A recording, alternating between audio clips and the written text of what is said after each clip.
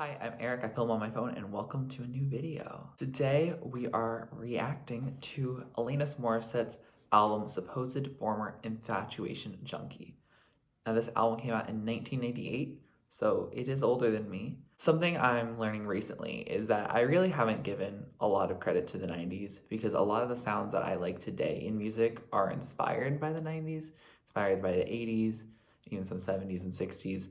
And honestly, Alanis Morissette's really like the first artist that I've actually listened to work that's before the 21st century. And so I'm hoping that through this reaction, will be able to get into more older music. There's not a lot coming out right now because, hello, look where we're at, it's 2020. Maybe it's a time to take a step back and reflect on some older work that we may have missed. Better late than never. This reaction will also have a special place in my heart because it is the first reaction I'm doing as a request. Our good friend Daniel Mello here, a new subscriber, commented on my Such Pretty Forks in the Road reaction with 3 different album recommendations, and I plan on doing all 3 of them, starting with this one, and in the coming months, I'll do the other ones. I listen to requests, frankly, y'all.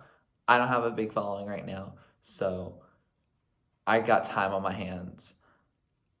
Let's listen to some music. This album is over an hour long. It will be my longest album I've ever reacted to. So I'm going to try to minimize how I talk in each one. And so this will be also a good test of, hey, can I say things very concisely? Just for my mental sanity, it's pretty late right now. My phone battery and my phone storage, and just for your viewing pleasure. I don't want to make this an hour-long reaction. Without further ado, let's get started. Track number 1 is Front Row. I know he's God, but you can't still turn him away. Okay, that's a start to an album. This does feel a lot like Jagged Little Pill. Ooh, I like her voice there. She has an amazing voice, very distinct. I think I mentioned that on my Such Pretty Forks reaction. Just lovely. Oh, Project.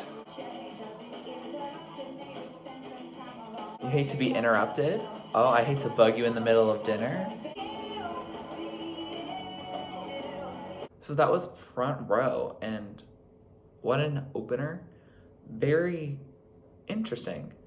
It sounds a lot like Jagged Little Pill. Sometimes with the rockness of the instrumentation, it's sometimes hard to hear her vocals and what she's saying. It's also an Alanis Morissette song, so all the lyrics are very deep and very specific at the same time. And so it's hard for me to catch what the song is about. So if you're looking for someone to decode their lyrics on the first listen, it ain't gonna be me because Alanis has put so much thought into it, so I'm gonna have to read them on my own later. I really liked it though. The parts I caught and the parts where her vocals were super highlighted, love that. And they sound a little different from when I did Such Pretty Forks because her voice is so much younger. I think this was the album that came right after Jagged Little Pill, so there's a reason, I guess, why it sounds so similar. But I think it was about like 3 years later, so she'd be like in her early 20s still. So her voice is obviously going to be different in her early 20s as, you know, being mid-40s now. It's so interesting to go back and listen to it. Track number 2 is Baba. Ooh, I like the distortion on the guitar. Very electric. I heard Switzerland and America. Didn't really realize you could put both of those in the same sentence. This is a very rock and roll kind of song.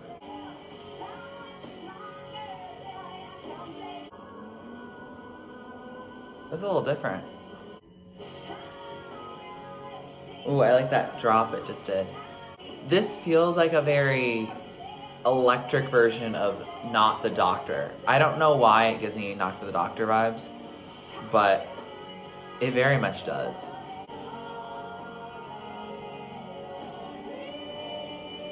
Oh, she's saying Ave Maria. It's a very religious reference. Well, that's a way to end a song. So that was Baba, and wow, there's a lot to take in there. I think in order to say something that's more concrete and coherent, I'm going to have to re-listen to it. There's a lot going on. At first I was like, oh, it's a guitar distortion, just vibing.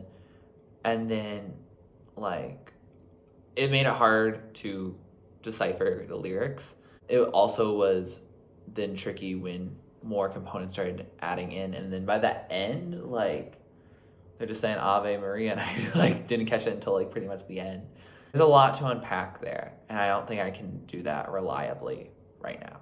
Track number 3 is Thank You, and I'm pretty sure I've heard this song on the radio before, but I can't remember or tell y'all right now what it sounds like. I've also seen Jagged Little Pill, the musical, so this song and I think a couple other songs I think were in it, but obviously they were arranged differently, so I may also not recall them even if they were in that show.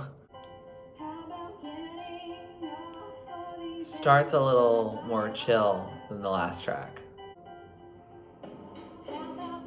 Ooh, percussion. Oh, I like that run right there. This feels like a very reflective song. Thank you, thank you. Oh, it's the killer Alanis vocals coming out right now. So that was Thank You. And the only thing I remembered from it originally, now that I listened to it, was the thank you and then the higher thank you. I was like, that's the whole song, right? But no, it's a lot deeper than that. And I really like that. It's not just like thanking people, it's really thanking the circumstances that have led to her being in this part of her life. It's thank you silence and thank you frailty, things that we don't really often thank. These types of things can be obstacles, but the fact is that she gets to push past them. It makes her a bigger and better person as a result.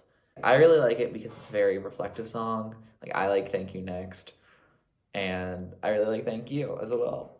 One thing I really caught was the feeling of getting over someone, like completely like forgiving them for something, because that feels so good when you realize you don't think about that incident anymore. And I think that really like encapsulates the whole song, even though that was just a line in a verse. These obstacles and these setbacks and these disappointments and frustrations in our lives, they make us who we are today. And it's awesome that she's grateful for that. Track number 4 is Are You Still Mad? This feels a lot more raw than the previous songs.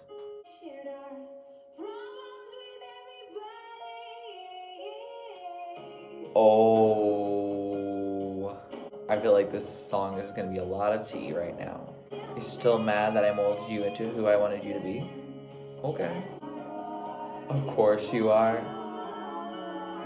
Yes. So she's answering her own question. And the way she did that of course you are part was so distinct and novel. I don't think I've heard anything like that came out either before or after this project.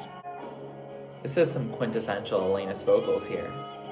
Got some organ in there? Okay. You're still mad I wore the pants most of the time? Period. I gave up long before you did.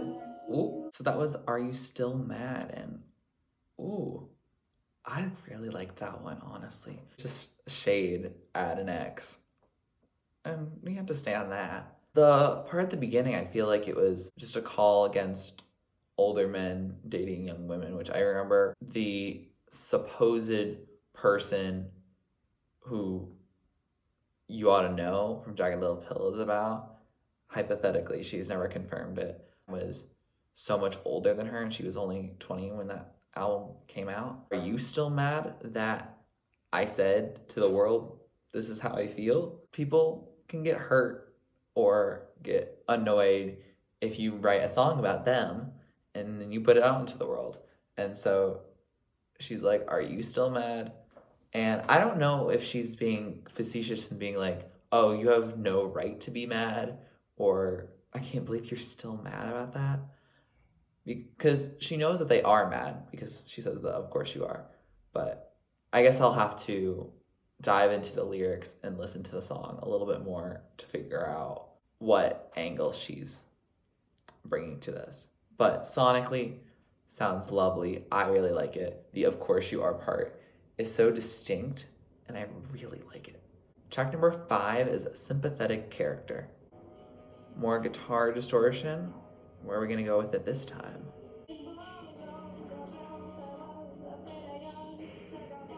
Oh, is this about abuse? She's very afraid, it sounds like.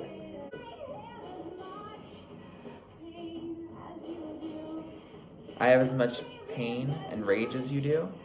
Okay. This sounds very punk. Like the way that she's delivering the lyrics, very shouty. Looks like we're just jamming out right now. So that was Sympathetic Character. And I enjoyed it. It's very interesting. It's very repetitive, but in a really purposeful way. It uses repetition, a lot of repetition, and I think it's called a naphora, where it's like the phrase at the beginning of each clause. She uses I was afraid several times, and then she uses the you were my for the chorus. Both of those are past tense. I understand in the chorus that she's saying you were my friend, you were my lover, like clearly indicating that that person is no longer those things. I'm wondering if now that they're no longer together, if she's no longer afraid of the things that that person did or that person was. It sounds a lot like a song that could have been on Jagged Little Pill, like almost like a follow-up to You Oughta Know. Like, you should have realized that there'd be consequences to your actions when you left. I'm still feeling those feelings. Yo, it's been 3 years. Things like this don't always leave. I think I'm going to have to listen more to the song just to get more of a feel of it. I like it, I think. I just want to get into that vibe more with the guitar solo. Lovely. I understand this album's long, and so for some people, a 5-minute song where 2 minutes are some nice guitar might not be everyone's cup of tea, but I'll vibe to it as long as I know what I'm getting into. Like, it's all good. Track number 6 is That I Would Be Good. This sounds like the beginning of Girl Put Your Records On by Corinne Bailey Rae. Very stripped back compared to the past couple tracks. Ooh, I like that subtle pickup.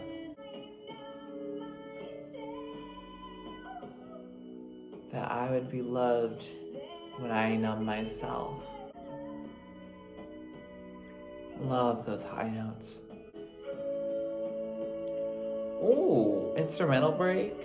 I think it's gonna be an outro too. Ooh, is that like a wooden flute? Sounds so pretty and works really well with the song. I love how we can hear them blowing into it. It feels so raw. So that was That I Would Be Good.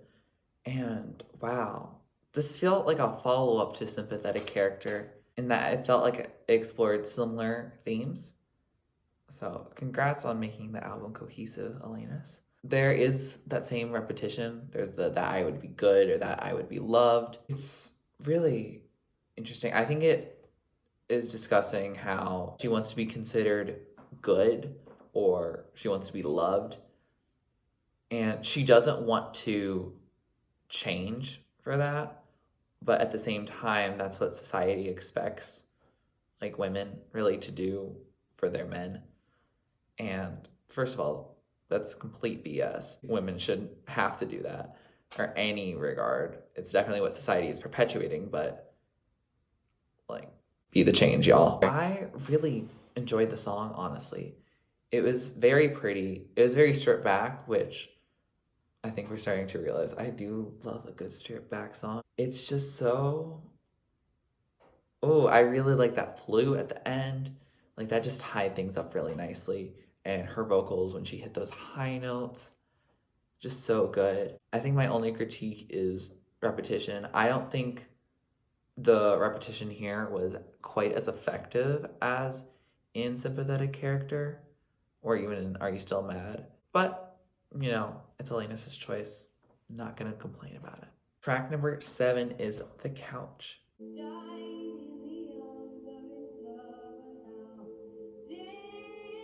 Dang, this is gonna be a dark song, isn't it?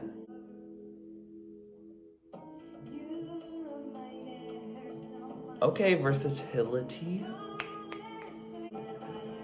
Oh, are those bongos? Okay, Queen. Oh, this got a groove to it. What? I'm just having so much fun with the song instrumentally that it's starting to get a little difficult to listen to the vocals. Is this more of a story? I like how it's simplified here. She was only responsive with a drink? That's concerning. Ooh.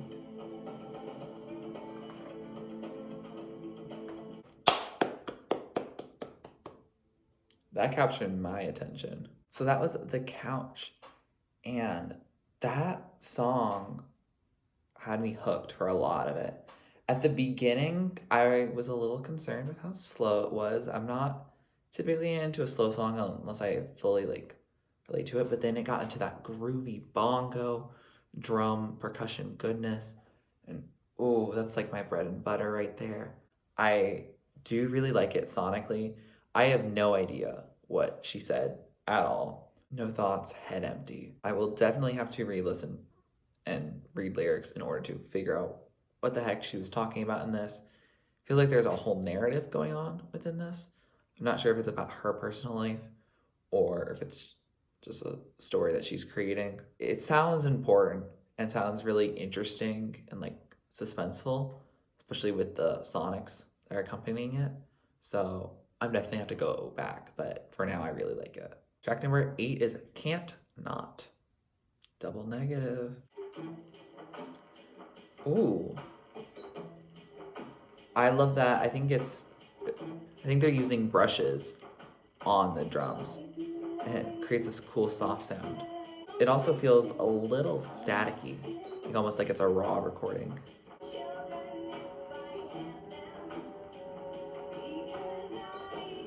How would I tell my children if I have them? Well, you have children now.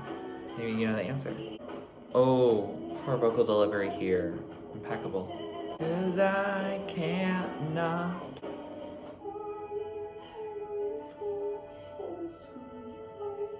That sounds like a different song.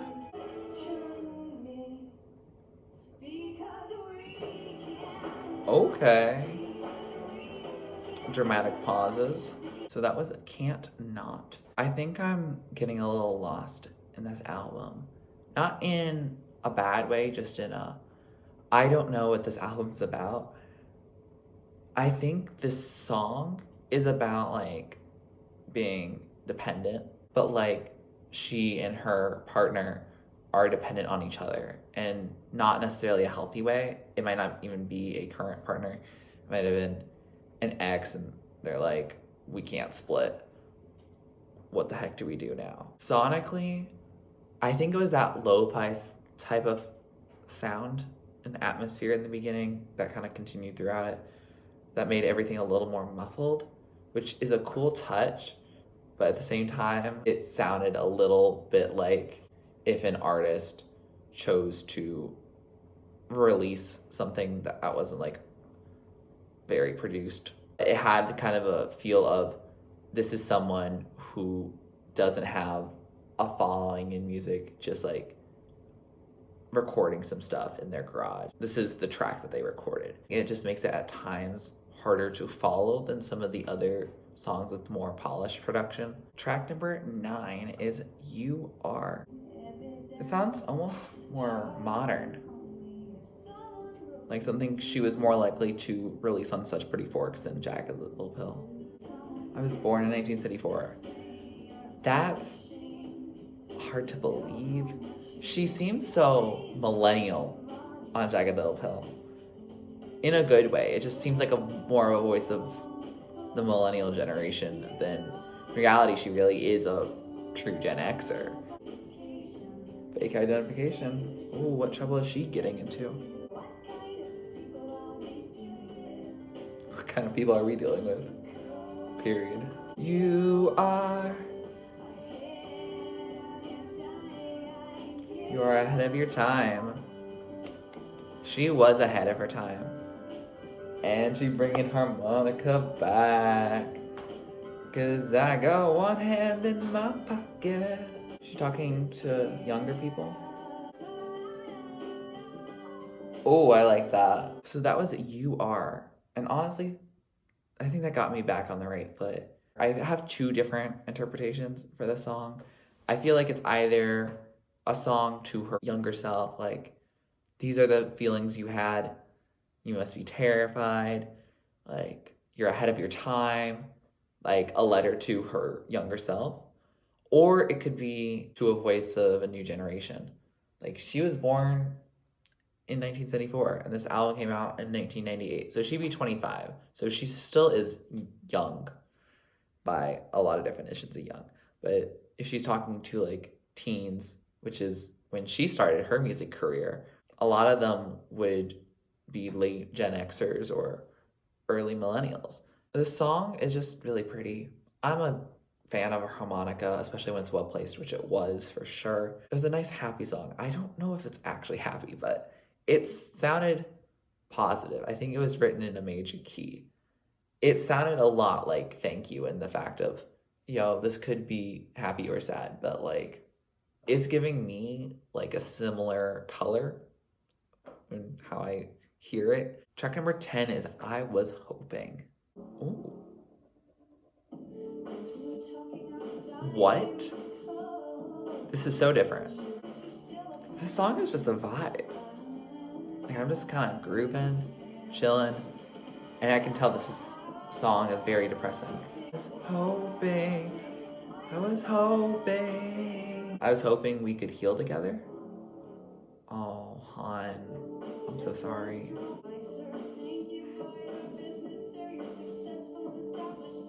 That kind of sounded a little like Hamilton with all the sirs, Aaron Burr. So that was I Was Hoping. And wow, I didn't expect that to be such a vibe. I think it's about, she met this person and she was like, yo, I got issues and you got them too, but we can heal them together.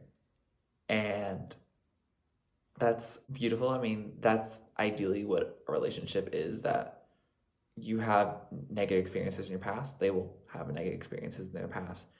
And the goal, I think, of a relationship is to have someone to work through that with. I mean, they're not your therapist by any means, but they are a person that you can lean on, and they can lean on you when you're strong.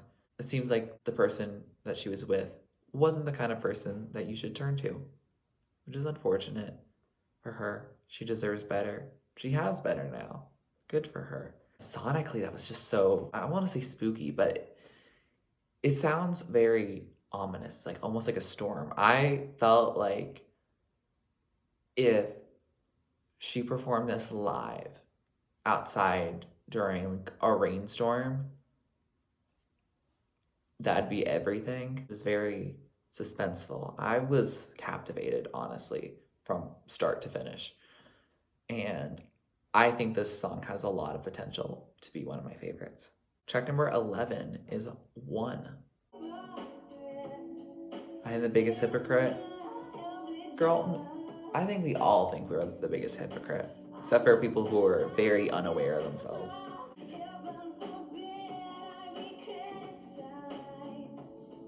Heaven forbid I be criticized. Girl, you're speaking to my soul right now. I've abused my so-called power. Forgive me. Interesting. I think I like that in this repetition of one, none of the ones sound the same. I'm just gonna let that speak for itself. Did you just call her amazing? Surely we can both be amazing. Alanis, don't blame the other woman. Make sure it's against the man. The man deserves it, trust me. Oh, that run? That was One, and an interesting song. I have maybe a little idea what it's about. At least the first verse felt very much like, I'm low-key a trash human, can't take criticism. I got this little bit of narcissism about me.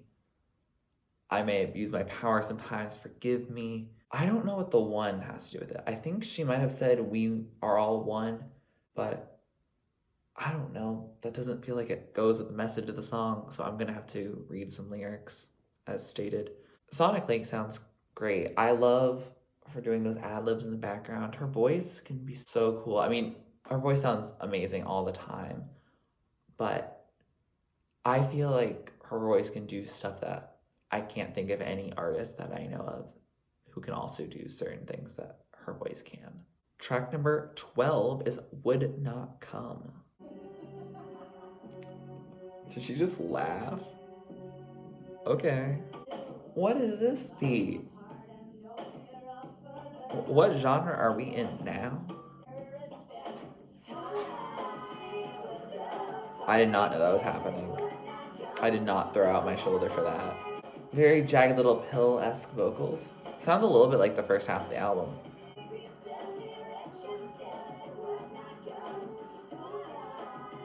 It would not come even if you were filthy rich.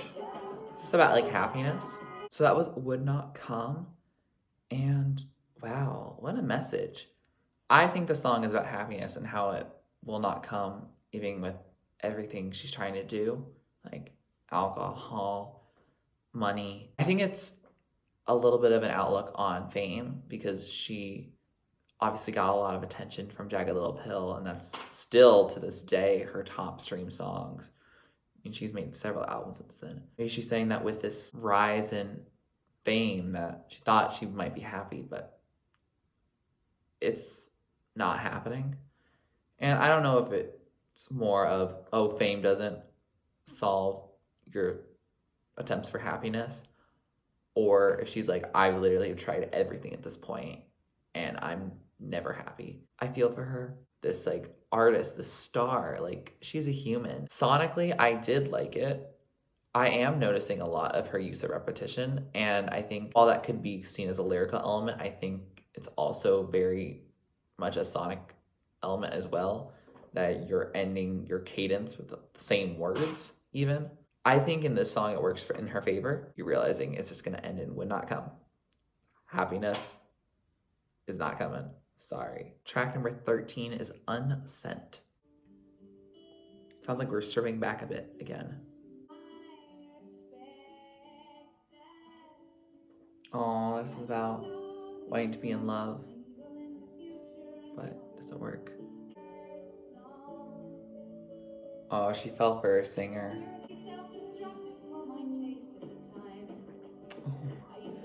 She is spelling all the tea in this song.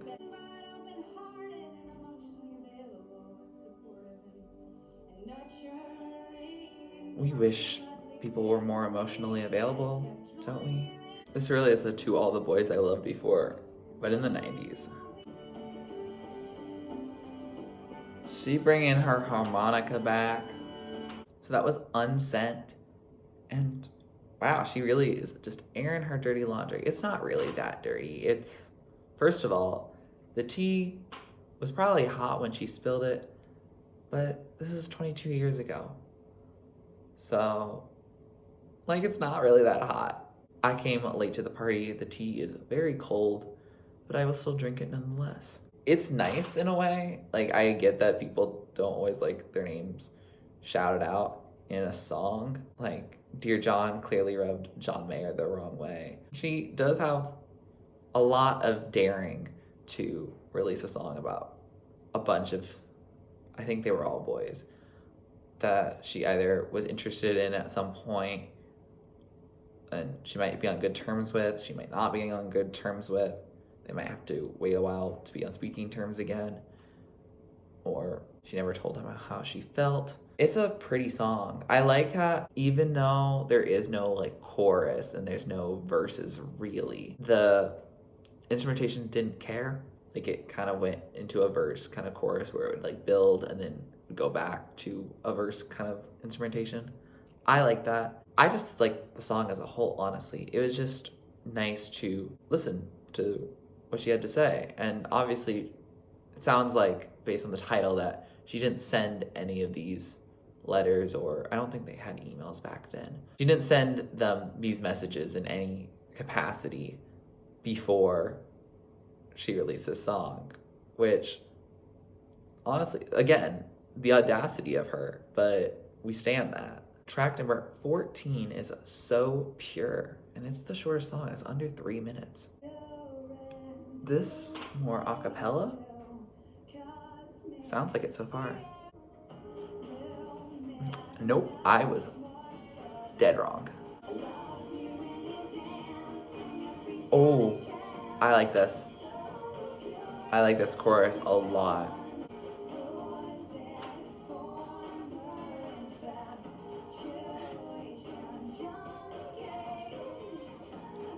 Did she just say the album title? We're here. It's taken us track 14 to get here. I love seeing you dance. It's so pure. Aw, wholesome content. We love that. So that was So Pure. Is this a happy song on an Alanis Morissette record? Okay, I guess she's had a couple happy songs on Jagged Little Pill. But still, like, this just felt so happy and wholesome and made me want to dance, honestly. It definitely has high potential to be one of my favorites. I don't know exactly what the song is about, and I think I did catch the album title in it, which means it's kind of important, I guess, to know what the song's about. But I think it's talking about someone being super wholesome. Like, you see them dance, and they're not trying to lead you on in any way. They don't have some ulterior motive. Like, they just want to dance, and honestly, mood. We love drama-free relationships and friendships and all that. Track number 15 is Joining You. All right, this already seems like we're going back into some punk emo. Ooh, her voice is hitting different right now. Oh my god. She really pulling out all the stops for the endish of her album. Oh, I still like it when it drops. I knew it was gonna happen, but it still hits different, even the second time. I hear that I'll be joining you, but I don't think I've comprehended any lyric besides that. I like this stripped down part. Again, and I forget that it keeps changing into this. Literally, third time. Wow. Okay, that one basically cut itself off. Wow, okay, Joining You. I don't really have a lot of words on this. The sonics, great. I got lost in it again. So, what the lyrics are saying, I don't know. It's still a good song. I just have no idea and having no comprehension skills right now. It's a longer project, so after a bit, it's like, what is this? I don't know what it is anymore. Track number 16 is Heart of the House. One more stripped back song. I don't think I've ever heard her voice this soft, like ever. Kind of gives me when Taylor Swift sang 7, I was so not ready for it. I know I just mentioned Folklore with 7, but this percussion sounds a little like the One percussion. I like that haunting, I think it's organ a little bit in the background, like the counter melody to her singing. Did she just yawn in there? Because, girl, she really knows how I'm feeling.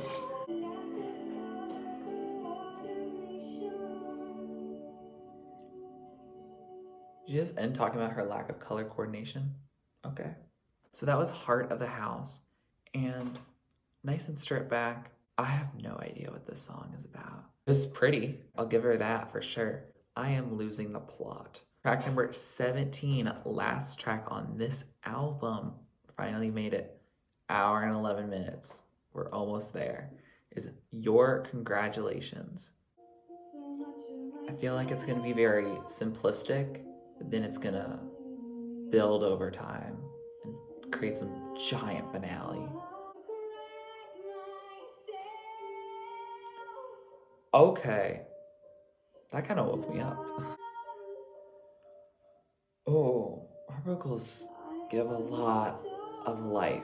They spark a flame. Screaming proudly at the top of my voice. Screaming at the top of her voice, and now she's doing that. The way she sustained that was incredible. Talent. It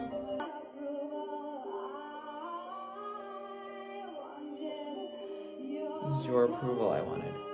She wants her congratulations from that person. The way she sustains it, at least this time, it sounds like she's almost crying. Oh, that was your congratulations, and wow, it kind of clicked a little bit. First of all, beautiful song, love that. I figured that the song, based on the title alone, would be a response to all the praise that she got from Jagged Little Pill. Like, it got Album of the Year at the Grammys, which they're the scammies, especially now. She was the youngest winner at the time, I believe, like solo artist. And that's a lot, first of all, for a person to deal with. But it seems like she wanted this one person's congratulations. Now, I don't know if that's her partner or ex, or if that's a family member or a friend, but it seems like whoever congratulations she really wanted didn't end up giving her that congratulations, which is really tragic. And I think it really closes out this album, because this is really like even though this wasn't her sophomore album, and Jagged Little Pill is not her debut or by any means, but it's her debut into what people really listen to of her. And so this being like a sophomore thing kind of ties up the idea of, hey, this is what you thought of me then, this is how I'm feeling about how you thought of me now. With that, we come to the end of the album. And wow, this is the longest album I've ever reacted to. That's why it might be a little sleepy. The gears aren't turning as fast. I'm really glad I listened to this project. Thank you, Daniel, for recommending it. This project is so interesting. There's a lot to comprehend, and it's going to take several listens of every song in order to tell y'all, hey, this is what each song means. I'm sure in these 22 years, people have figured it out. We got some good fans of Alanis Morissette, especially from the 90s all the way to today. The public use of the internet has developed strongly since then.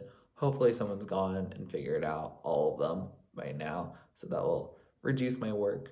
But I'm definitely going to be giving this album at least one more listen before I tell you guys my favorites, because honestly, I can't remember what half of them sound like right now in this very moment. Seems like there's a lot of gems on this album. I feel like the casual listener of Alanis may only know like a couple songs off of this album. Maybe Thank You. I think So Pure was kind of popular. Maybe Unsent as well. But like, it seems like there's a lot of gems. And I feel like you have to go through the whole experience of listening through it one time before you figure out what songs you can really be drawn to. You can't just be like, oh, these are the mainstream ones. These are the ones I want to listen to. Because they're all so different. They have a lot of cohesion, but there is definitely some differences. With all that being said, here are my favorites. I can't say which ones they are right now, because your boy needs to go to bed, low-key. The top tier are absolute favorites. It's going to be vibing to them a lot. The second tier is songs I'm going to add to my playlist. That means I like them. I'm not going to skip them. They just might not stand out as much as the top tier. And then the third category is songs I probably won't listen to much. Maybe if I listen to the whole album again, I'll listen to it. But like, definitely not a song that I'm intentionally going towards, and not my favorite on the album by any means. I hope this reaction shows that I am listening to your comments and your feedback, and I want to get more of them, because this album was great to listen to, and I want to hear what you guys are listening to, because some of y'all have really great taste. You can do that by just honestly commenting on any video of mine, or you can also use the spreadsheet down below It has every album I've ever listened to on it. It ranks every album I've ever listened to in a way that makes sense to me. It's kind of weird. It's kind of mathematical. Just deal with it. It's a really great way for you guys to see, hey, this is what Eric is listening to. Maybe I'll listen to this. Or, hey, I noticed you kind of trashed this album. You should re-listen to it. Or, hey, you have not listened to anything from this decade. Do something about that. I will listen to your feedback in either of those capacities. Literally just reach out to me. I'm really approachable. I'm not doing much. It's quarantine, y'all. One more thing is this is the last video I'm recording fully at home. I'm going to be traveling off to school in a couple days. I'm going to do a moving vlog about that.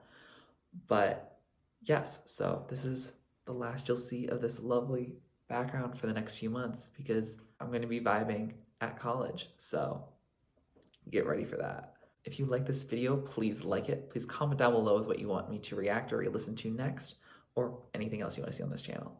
Please subscribe to my channel if you're not already and you'd like to be, and thanks for watching. This is TurtleStormer. Catch you later. It's storming turtles from out of the sky. Turtles don't need to know why. Smile big, oh big.